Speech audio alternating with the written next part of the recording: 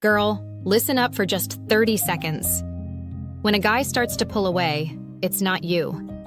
It's that you haven't triggered his emotional instinct yet. Most women panic when this happens.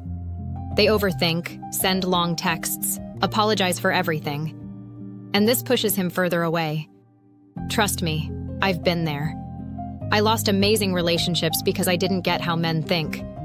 Then I discovered something that changed everything. It's a guide called His Secret Obsession. It shows you, step by step, what sparks attraction in a man. It tells you what grabs his attention and brings him back, even when you think it's over. This isn't manipulation. It's about understanding his psychology to stop ruining attraction unknowingly. The feedback? Incredible. Women who thought it was over are getting responses. They thought he was gone for good, yet he comes back, reinvesting emotionally. Why? Because we reawaken what he truly feels, but never says.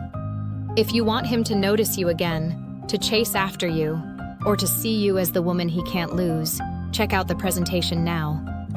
The link is right below. You can literally change your relationship tonight. So go watch it.